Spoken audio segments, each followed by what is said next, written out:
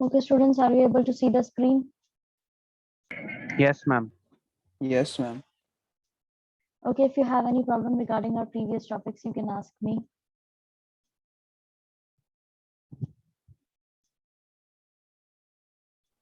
No, ma'am. Okay, so we completed this last paragraph of this topic, legal rights in the state 5.3. And today we have to begin with 5.4, kinds of rights. Most democracies today begin by drawing up a charter of a political right. Political rights give to the citizens the right to equality before law and the right to participate in the political process. अब क्या होता है basically, अब कितने तरह के rights होते हैं? अभी तो हमने राइट्स के बारे में पढ़ा था कि हमारे पास में हक होते हैं, कितने तरह के होते हैं, उन पे क्या ऑब्लिगेशन होती है, किस तरह की लिमिटेशन उन पर लगाई जाती है, कैसे वो एक दूसरे पे ओवरलैप करते हैं और कौन सी सिचुएशन के अंदर कुछ राइट्स जो हैं वो कुछ समय के लिए हटा दिए जाते हैं, रोक दिए जाते हैं। वो सारी चीजें आपको यहाँ पर जानने को मिलेंगी। अधिकतर जितने भी डेमोक्रेसीज होती हैं वहां पे पॉलिटिकल राइट्स की कैटेगरी जो है वो मेंशन की जाती है। पॉलिटिकल राइट्स जो है सिटीजन्स को दिए जाते हैं कि वो कानून के सामने जो है इक्वली प्रेजेंट होंगे, ठीक है, और उनके पास में हक है कि वो पॉलिटिकल प्रोसेस के अंदर पार्टिसिपेट भी करें। ये चीज हमने इस चैप्टर की शुरुआत से ही समझी है कि पॉलिटिकल राइट्स जो है वो सबसे पहले बात उठी थी जब चैप्टर शुरू हुआ था तब भी, कि वो देना बहुत जरूरी है कि लोग बागों से सरकार बन रही है तो उनके पास में हक होना चाहिए कि वो इस पूरे प्रोसीजर के अंदर पार्टिसिपेट कर सकें, ठीक है। Political rights give to the citizens the right to equality before law and the right to participate in the political process. They include such right as the right to vote and elect representatives, the right to contest elections, the right to form political parties or join them. अब political rights के अंदर क्या क्या चीजें mention होती हैं कि भाई उनको वोट करने का हक हो, अपने रिप्रेजेंटेटिव को चुनने का हक हो और इलेक्शन लड़ने का हक हो, पॉलिटिकल पार्टीज बनाने का भी हक हो और उनको ज्वाइन करने का भी हक हो। Political rights are supplemented by civil liberties, इसके अंदर कुछ सिविल लिबर्टीज आपको दी जाती हैं, वो पॉलिटिकल राइट्स के अंदर इंक्लूडेड होती हैं। The latter refers to the right to a free and fair trial, the right to express one views freely, the right to protest and express dissent. अब इसको जब इसके अंदर सिविल लिबर्टीज इसके अंदर इंक्लूड कर दी हैं तो उसके साथ में इसको बाद में क्या बोला जाता है कि यहाँ पे आपको फ्री और फेयर ट्रायल का मौका मिले, आप अपने व्यूज जो है एक्सप्रेस कर सकें फ्रीली, आपको अगर प्रोटेस्ट करना है तो वो आप कर सकें, अपना प्रोटेस्ट दर्ज करा सकें या अपना प्रोटेस्ट जो है वो प्रॉपर्ली कर सकें अगर आप किसी चीज से अग्री नहीं कर रहे हैं। तो ये सारी चीजें भी सिविल लिबर्टीज के साथ में इंक्लूड की जा रही हैं पॉलिटिकल राइट्स के अंदर एक तरीके से। समझ में आया? किसी को कोई दिक्कत? No, ma'am. No, ma'am. Collectively, civil liberties and political rights form the basis of the democratic system of the government. दोनों ही चीजें मिलकर के, सिविल लिबर्टीज और पॉलिटिकल राइट्स मिलकर के प्रॉपर एक अच्छा बेस बनाते हैं किसी भी डेमोक्रेटिक सिस्टम का, किसी भी सरकार के। But as was mentioned before, rights aim to protect the well-being of the individual. Political rights contribute to it by making the government accountable to the people. अब जैसे कि हमने पहले भी पढ़ा था कि पॉलिटिकल राइट्स जो है वो सरकार को हक तो दिला रहे हैं, ठीक है, कुछ राइट्स तो दे रहे हैं जिससे एक पर्टिकुलर इंडिविजुअल जो है उसका वेलफेयर हो सके, उसकी वेलबींग जो है वो प्रॉपरली प्रोटेक्ट हो सके, वो अच्छे से ग्रो कर सके, वो सारी चीज तो उन्हें मिल ही रही है। लेकिन साथ साथ पॉलिटिकल राइट्स के अंदर ये चीज भी इंक्लूड करी गई है कि सरकार जो भी काम कर रही है उसके लिए वो अकाउंटेबल रहे उन लोगों को लेकर के, ठीक है, by giving greater importance to the concerns of the individual over that of the rulers and by ensuring that all persons have an opportunity to influence the decisions of the government. आप political rights कैसे contribute कर रहे हैं सरकार को accountable करने में, लोगों को लेकर के जवाबदेही जो है, रिस्पॉन्सिबिलिटी जो है वो रहे उनकी, कैसे कि भाई उनको ज्यादा इंपॉर्टेंस दी जाती है, पर्टिकुलर इंडिविजुअल को ज्यादा इंपॉर्टेंस दी जाती है over that of the rulers, जो रूलर्स हैं उनके कंपैरेटिवली इंडिविजुअल्स को ज्यादा इंपॉर्टेंस दी जाती है। और ये भी पक्का करा जाता है कि सारे ही जितने भी लोग रह रहे हैं उनको इक्वल मौका मिले सरकार के डिसीजंस पर प्रभाव डालने का। समझ में आया? अगर कोई पर्टिकुलर जगह पर हमें कोई इंडस्ट्री सेटअप करनी है और उस जगह के लोग जो है, उनसे पहली बात तो इस चीज पर डिस्कस किया जाएगा, पार्षद वगैरह हुए, या आपने अगर देखा हो कि आपकी जो कॉलोनीज होती हैं, अगर वहां पे भी कोई चीज नई इम्प्लीमेंट करनी होती है तो जितने भी कॉलोनी के मेंबर्स होते हैं उनसे डिस्कस किया जाता है, उनका अफर्मेशन लिया जाता है, उनकी परमिशन जो है वो ली जाती है, रिटन में सारा काम होता है। इस तरह से कोई भी चेंजेस लाने होते हैं तो उसी तरीके से जब सरकार कोई डिसीजन ले रही है तो उस पर लोगों की, अब हर किसी एक व्यक्ति से जाकर के तो वो बोलेंगे नहीं कि आप यहाँ पे साइन करो तो हम ये नई पॉलिसीज जो है फ्रेम करें। तो उसका काम उनका किसका होता है, जो इलेक्टेड रिप्रेजेंटेटिव्स होते हैं वो करते हैं ये काम। अगर वो किसी चीज से अग्री नहीं कर रहे हैं तो वो पॉलिसीज जो है या स्कीम जो है वो वहीं रुक जाती है। समझ में आया? क्लियर है? Yes, ma'am. Yes, ma'am. Okay. However, our rights of political participation can only be exercised fully when our basic needs of food, shelter, clothing, health or are met. Okay, अब क्या है ये पॉलिटिकल राइट्स का जो participation, ये तभी properly पूरी तरह से हो पाएगा जब हमारी बेसिक नीड्स जो है वो फुलफिल हो पाएंगी। अब सपोज किसी व्यक्ति, कोई गरीब व्यक्ति है, उसके पास में ना तो रहने के लिए जगह है, ना पहनने के लिए प्रॉपर कपड़े हैं, ठीक है, हेल्थ वाली चीज तो बहुत ही दूर हो जाती है, खाने के लिए खाना भी नहीं है, तो वो अपने राइट्स की डिमांड तो करेगा नहीं जाकर के कि नहीं मुझे वोट करने का अधिकार चाहिए। वो सिंपली अपनी पहले बेसिक नेसेसिटीज जो है उनको फुलफिल करेगा। तो ये तभी पूरी तरह से हो पाएगा पॉलिटिकल पार्टिसिपेशन जब आपकी बेसिक नीड्स पूरी हो पाएंगी। For a person living on the pavements and struggling to meet these basic needs, political rights by themselves have little value. वही चीज कि कोई व्यक्ति जो रोड पे रह रहा है और पेवमेंट्स पे रह रहा है और वो अपनी संघर्ष कर रहा है बेसिक नीड्स को पूरा करने में, तो उसको कोई फर्क नहीं पड़ेगा, उसको बहुत कम वैल्यू रहेगी इन बेसिक पॉलिटिकल राइट्स की। They require certain facilities like an adequate wage to meet their basic needs and reasonable conditions of work. अब उनको क्या जरूरत है, बेसिक नेसेसिटीज को पूरा करने के लिए एक एडिकेट वेज यानी कि एक एडिकेट अमाउंट में उनको सैलरी मिलनी चाहिए जिससे ये अपनी बेसिक नेसेसिटीज को पूरा कर सके और एक सही तरह की रीजनेबल कंडीशन में वो सर्वाइव कर सके। Hence, democratic societies are beginning to recognize these obligations and providing economic rights. अब यही सारी चीजें इसीलिए डेमोक्रेटिक सोसाइटीज को समझ में आ रही है कि भाई उनको बेसिक राइट्स जो है, एक ऐसा एनवायरनमेंट देना है जहाँ पे सबको बेसिक वेज जो है वो अर्न कर सकें और उनकी कंडीशन जो है, लिविंग कंडीशन थोड़ी सही हो सके। उसके लिए उन्होंने इस चीज को समझा है कि ये जरूरी है कि हाँ, हमें इकोनॉमिक राइट जो है वो भी प्रोवाइड कराने पड़ेंगे लोगों को। In some countries, citizens, particularly those with low incomes, receive housing and medical facilities from the state, and others, unemployed persons, receive a certain minimum wage so that they can meet their basic needs. अब इसी तरह की चीज को पूरा करने के लिए कुछ देशों ने इस तरह की फैसिलिटी प्रोवाइड करा सकी कि भाई जिन लोगों की तनख्वाह सैलरी कम है उनको वो हाउसिंग और मेडिकल फैसिलिटीज वहां की जो सरकार है वो प्रोवाइड कराती है। ठीक है, कम दामों में कराती है, ऐसे नहीं कि बिल्कुल ही फ्री तरीके से दे देती, कम दामों में प्रोवाइड कराती है। उनकी सैलरी को पूरा डॉक्यूमेंटेशन देख करके और फिर उनको ये चीज प्रोवाइड कराई जाती है। और कुछ देशों के अंदर जो लोग बेरोजगार हैं उनको कुछ अमाउंट में पैसे जो है हर महीने सरकार की तरफ से दिए जाते हैं। तो दोनों ही तरह की जो चीज है वो देशों के अंदर एप्लीकेबल हो रखी है। In India, the government has recently introduced a rural employment guarantee scheme among other measures to help the poor. अब इंडिया के अंदर रिसेंटली यहाँ पर नई स्कीम जो है रूरल एम्प्लॉयमेंट गारंटी स्कीम, जिसको दिया गया है नाम, वो शुरू करी गई है जिसमें यहाँ पे गरीब लोगों की ये मदद कर रहे हैं अलग अलग तरीकों से। इस पैराग्राफ में अगर आपको कोई भी डाउट है तो आप पूछ सकते हैं। No, ma'am. No, ma'am. No, ma'am. Okay, अगर आपने ध्यान से कभी अखबार पढ़े हो, न्यूज़पेपर पढ़े हो, तो उसमें आपने देखा होगा बेरोजगारी भत्ता करके एक लाइन जो है वो देखने को मिलती है कि सरकार की तरफ से जो लोग बेरोजगार हैं, अनएम्प्लॉयड हैं, एजुकेटेड हैं और अनएम्प्लॉयड हैं और उनके घर में कोई भी इतना स्ट्रांग नहीं है जो अर्निंग पर्सन है, जिसकी अर्निंग इतने अच्छे से नहीं हो रही है, तो उनको भी कुछ सर्टेन अमाउंट में हर महीने पैसे सरकार की तरफ से मिलते हैं। और ऐसे ही सीनियर सिटीजन्स के लिए भी है। ठीक है, वो आते हैं अनएम्प्लॉयमेंट वाले फंड के अंदर।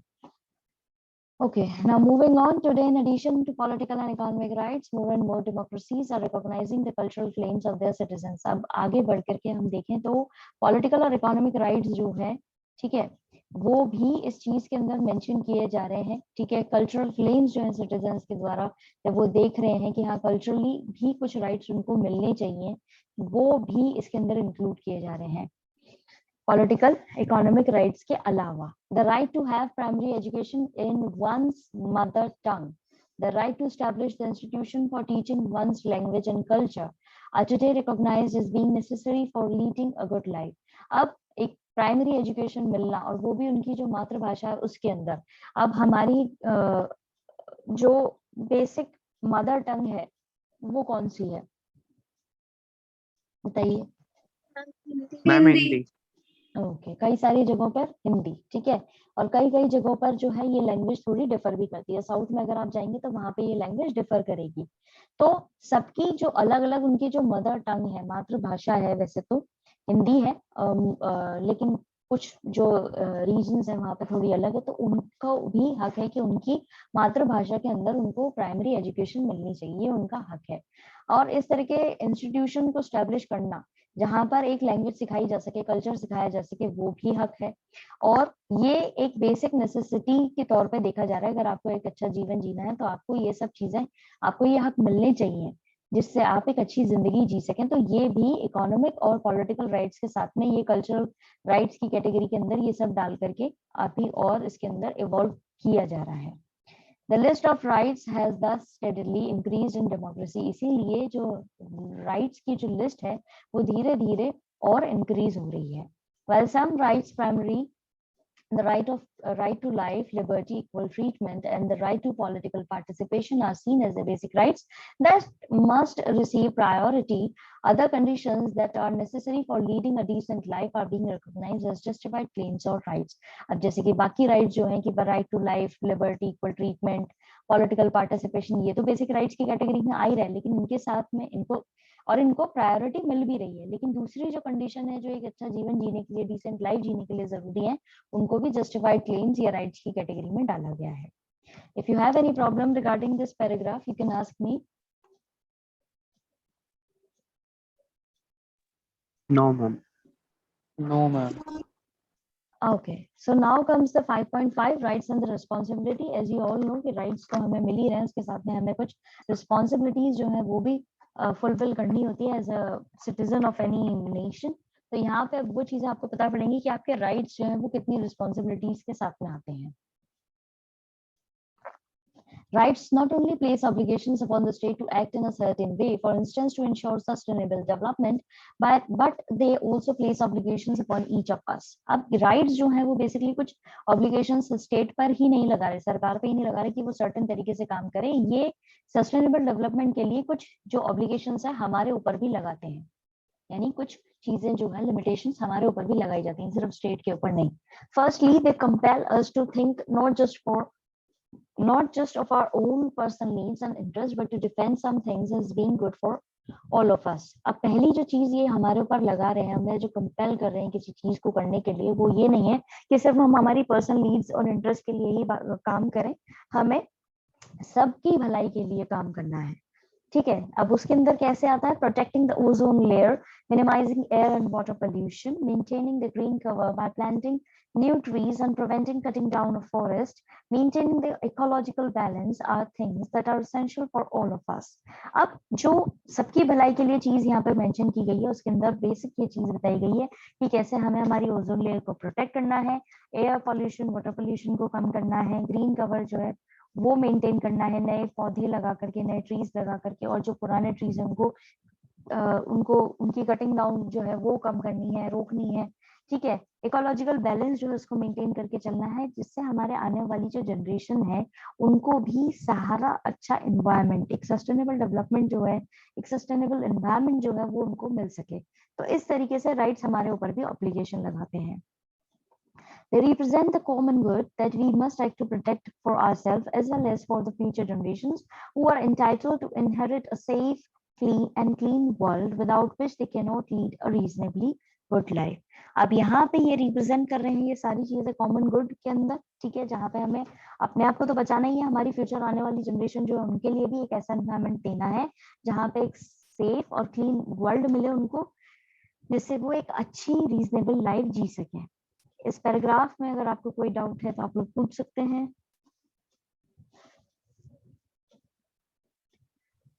No, ma'am. No, ma'am. Ma'am ये लास्ट लाइन एक बार एक्सप्लेन कर दीजिए। Okay. They represent the common good that we must act to protect for ourselves as well as for the future generation who are entitled to inherit a safe and clean world without which they cannot lead a reasonably good life. अब जो हमने ऊपर चीजें पढ़ी कि हमें ozone layer को बचाना है, एयर वाटर पोल्यूशन कम करना है, ट्रीज और ज्यादा प्लांट करने हैं और जो पुराने ट्रीज लगे हुए उनको काटने से बचाना है, इकोलॉजिकल बैलेंस मेंटेन करके रखना है, ये सब कुछ हमारे लिए तो जरूरी है। ये आता है कॉमन गुड की कैटेगरी के अंदर, और इसके अंदर कॉमन गुड वाली जो चीज है वो सिर्फ हमारे लिए नहीं है, ये हमारे साथ साथ जो हमारे आने वाली पीढ़ियां हैं उनके लिए भी जरूरी है। क्योंकि जब हम ही अपने आज के एनवायरनमेंट को नहीं बचाएंगे और वो अगर खराब हो जाएगा तो आने वाली जनरेशन जो है उनके लिए कोई चीज बचेगी नहीं और कुछ अच्छा बचेगा नहीं। कॉमन गुड वाली चीजें जो है वो बचेंगी नहीं, ना साफ पीने को पानी होगा, ना साफ एयर होगी, तो वो लोग एक अच्छी जिंदगी कैसे जिएंगे। इसीलिए कॉमन गुड की कैटेगरी के अंदर हमें हमारे एनवायरनमेंट को भी बचाना है, आज के लिए भी और आने वाली जनरेशन के लिए भी, जिससे वो एक अच्छी जीवन को जी सके। Yes sir, thank you. Okay, ये तो था हमारा फर्स्ट पॉइंट। अब आते हैं सेकंड पॉइंट पे कि हमें दूसरों के हकों का भी रिस्पेक्ट करना चाहिए। ठीक है, ऐसा नहीं होना चाहिए कि सिर्फ हमें हमारे हकों की रक्षा करनी चाहिए और हमने एक्सप्रेस करने का, हमारे व्यूज जो है उनको एक्सप्रेस करने का हक है और दूसरे को सेम हक नहीं है। जो चीज हमें मिल रही है वही चीज सामने वाले को भी मिलनी चाहिए, दूसरे लोगों को भी मिलनी चाहिए। Secondly, they require that I respect the rights of others. If I say that I must be given the right to express my views, I must also grant the same right to others. If I do not want to others to interfere in the choices I make, the dress I wear, or the music I listen to, I must refrain from interfering in the choices that others make. अब ये कैसे है कि भाई अगर मैं मांग रहा हूँ कि मेरे को हक होना चाहिए कि मैं अपने व्यूज को एक्सप्रेस कर सकूं, तो यही चीज हमें दूसरे को भी देनी पड़ेगी कि वो भी अपने व्यूज एक्सप्रेस कर सके। अगर मैं चाहता हूँ कि दूसरे लोग इंटरफेयर नहीं करें मेरी चॉइसेस में कि मैं क्या कपड़े पहन रहा हूँ या मैं क्या म्यूजिक सुन रहा हूँ, तो उसी तरह की चीज मुझे भी अपने ऊपर अप्लाई करनी चाहिए, एप्लीकेबल है मेरे लिए भी, कि मैं दूसरे की चॉइसेस के अंदर इंटरफेयर ना करूँ, उन्हें जज ना करूँ। I must leave them free to choose their music and the clothes. मुझे उन्हें फ्री छोड़ देना है कि भाई वो क्या म्यूजिक चूज कर रहे हैं या क्या कपड़े चूज कर रहे हैं, वो उनका पूरा लुकआउट है। I cannot use the right to free speech to incite a crowd to kill my neighbor. और मैं इस तरह से किसी भी, जो मेरा राइट है कि मेरे को फ्री बोलने का हक है, फ्री स्पीच देने का हक है, तो मैं इस तरह से किसी भी जगह पे खड़े होकर के क्राउड को भड़काऊ भाषण दे करके अपने नेबर को मारने की चीज नहीं कर सकता हूँ, ये गलत होगा। इन exercising my rights I can not deprive others of their rights. मैं अपने खुद के हकों को पूरी तरह एक्सरसाइज करने के प्रोसेस के अंदर दूसरों के हक खत्म नहीं कर सकता या उनको छीन नहीं सकता। My rights are, in the words, limited by the principle of equal and same rights for all. मेरे जो हक हैं वो बेसिकली क्या है, दूसरे शब्दों में कहा जाए तो वो ऐसी चीजें हैं, लिमिटेड, उन पर चीज लगाई गई है कि वो इक्वल है और उसी तरह के राइट्स दूसरों को भी मिलेंगे। समझ में आया? किसी को कोई दिक्कत सेकंड पॉइंट के अंदर? No, ma'am. Thirdly, we must balance our rights when they come into conflict. तीसरी चीज जो है, हमें हमारे राइट्स को बैलेंस करने वाली है जब एक राइट दूसरे के साथ में कॉन्फ्लिक्ट में आ जाए। For instance, my right to freedom of expression allows me to take pictures. However, if I take pictures of a person bathing in his house without his consent and post them on the internet, that would be a violation of his right to privacy. अब ये right कैसे समझेंगे? Third point में क्या बोला गया है कि एक हक दूसरे हक पे कॉन्फ्लिक्ट में कैसे आ सकते हैं कि भाई मुझे राइट टू फ्रीडम वाला, फ्रीडम ऑफ एक्सप्रेशन वाला हक है और मैं कहीं पे भी जाके पिक्चर्स ले सकता हूँ, ठीक है। और अगर मैंने किसी ऐसे व्यक्ति की पिक्चर ले ली जब वो नहा रहा है अपने घर के अंदर, ठीक है, बिना उसकी मर्जी के, और फिर वो पिक्चर्स लेकर के मैंने पोस्ट कर दी, तो ये उसका हक जो है उसको वायलेट करना हो जाएगा, उसका जो राइट टू प्राइवेसी का हक है उसको वायलेट करना हो जाएगा। तो ये सही नहीं है। मैं अपने राइट्स को एक्सरसाइज करने के चक्कर में किसी और की राइट को वायलेट नहीं कर सकता। Third point. Now moving on to fourth point, citizens must be vigilant about the limitations which may be placed on their rights. अब citizens को ये जानकारी रहनी चाहिए, they must be alert, they must be aware of कि कौन सी चीज जो है उनकी उसमें कितनी लिमिटेशंस लग रही हैं, ठीक है, उनके कितने राइट्स पर लिमिटाइजेशन किया गया है. A currently debated topic concerns the increased restrictions which many governments are imposing on the civil liberties of the citizen on the grounds of national security. National security की बात आकर के सरकार जो है कुछ हक जो है सिविल लिबर्टीज वाली जो चीज होती है कि भाई हमारे देश की सिक्योरिटी का खतरा है तो आपके ये राइट्स जो है वो ले लिए जाएंगे, वो हटा दिए जाएंगे, वो कुछ समय के लिए वो impose करते हैं. Protecting national security may be defended as necessary for safeguarding the rights and well-being of the citizens. But at what point could the restriction imposed as necessary for security themselves become a threat to the right of the people? अब देश की security के नाम पर उनके rights ले लेना और उन पर रिस्ट्रिक्शंस लगा देना सही है, लेकिन कितने समय तक ये चीज होनी चाहिए, कितने समय तक उनके हक जो है ये एक्सरसाइज करने से रोक सकते हैं, वो क्वेश्चन उठता है. Should a country facing the threat of terrorist bombing be allowed to curtail the liberty of citizen? अब एक कंट्री जिस पर टेररिस्ट हमला करने वाले हैं उस समय में कितनी उनके हक जो है सिटीजन्स के जो फ्रीडम है उसको कर्टेल करना चाहिए, उसको रोक देना चाहिए, वो पॉसिबल है पर कितने समय तक, क्या वो सही है? Should it be allowed to arrest people on mere suspicion? क्या लोगों को सिर्फ एक शक की बिना पर अरेस्ट कर लेना सही है? Should it be allowed to intercept their mail or tap their phones? क्या ये अलाउ होना चाहिए कि भाई उनके कॉल रिकॉर्ड्स किए जाएं या फिर उनके जो मेल है उनको भी ट्रैक किया जाए? Should it be allowed to use torture to extract confession? अब क्या उनको टॉर्चर करना चाहिए उनसे कन्फेशन निकालने के लिए, उनसे इंफॉर्मेशन निकालने के लिए? क्या आप उनको टॉर्चर कर सकते हैं?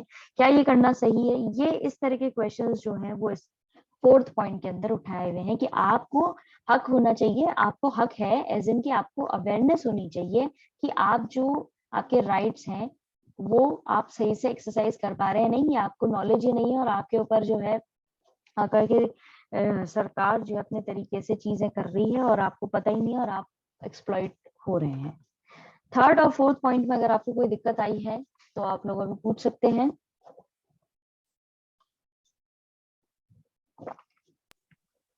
No, ma'am. No, ma'am. Okay. So moving on, in such situations, the question to ask is whether the person concerned possesses an imminent threat to the society. Even arrested persons should be allowed to legal counsel and the opportunity to present their case before a magistrate or a court of law. अब इस तरह की जो situation होती है जहाँ पे question पूछे जाते हैं कि भाई एक पर्सन, ठीक है, जिसको बोला जा रहा है कि वो सोसाइटी के लिए खतरा है या उसको अरेस्ट किया गया है, उसको भी हक है कि भाई उसको लीगल काउंसिल जो है वो आकर के उसका वकील आए और उसको मौका मिले कि वो कोर्ट या मजिस्ट्रेट के सामने अपने आप को प्रूव कर सके कि हाँ वो गिल्टी है या नहीं है या वो पूरी तरह से इनोसेंट है. We need to be extremely cautious about giving governments first powers which could be used to curtail the civil liberties of individuals, for such powers can be misused. हमें पूरी तरह से cautious यानी कि सतर्क रहना चाहिए कि क्या powers हम सरकार को दे रहे हैं, क्योंकि सिविल लिबर्टीज जो है किसी भी इंडिविजुअल की इस तरीके से ये अपनी पावर्स का मिसयूज करके उसको पूरी तरह से कर्टेल कर सकते हैं, यानी अपने तरीके से मोल्ड कर सकते हैं, हटा सकते हैं. Governments can become authoritarian, undermine the very reason for which government exist, namely the wellbeing of the members of the state. अब सरकार जो है वो अधिकारी तो बन जाते हैं और वो किसी तरीके से अलग अलग रीजन से लोगों की जो इंडिविजुअल है उनकी लिबर्टी जो है उसको अंडरमाइन कर सकते हैं, पूरी तरीके से मोल्ड कर सकते हैं, ऑल्टर कर सकते हैं.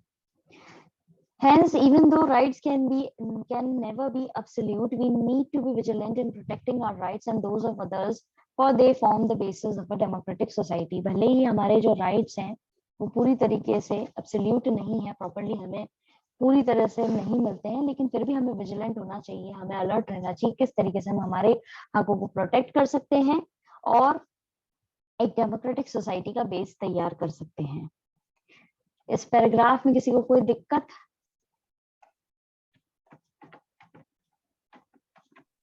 No, ma'am. Okay, so we completed this chapter. हमने ये चैप्टर कंप्लीट कर लिया है. अब आपका जो ये चैप्टर है आपके PE2 के अंदर आएगा. सो आपने तैयारी करनी है, ठीक है, क्वेश्चन आंसर्स की.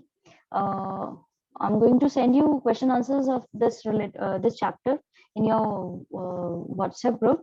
But आपके फिर भी, क्योंकि अब आप सीनियर क्लासेस में हैं, तो आपके क्वेश्चंस जो हैं वो बीच में से भी आ सकते हैं. So you have to be prepared for that also. ऐसा नहीं है कि आपके बैक एक्सरसाइज में जो क्वेश्चन आंसर्स दिए गए हैं सिर्फ उन्हीं में से आएंगे. आपके इन बिटवीन चैप्टर के क्वेश्चन आंसर्स जो हैं वो फ्रेम हो सकते हैं. ठीक है, क्लियर है? Yes ma'am. अब अगर आपको किसी भी टॉपिक के अंदर डाउट है इस चैप्टर में, तो आप लोग पूछ सकते हैं अभी.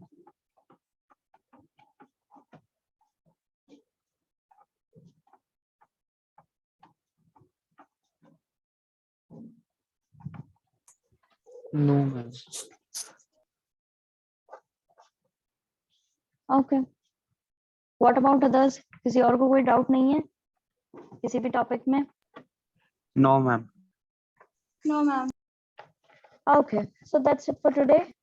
आज हम इतना ही कर रहे हैं and we are running out of time, so I'm going to send you a link for your next history class.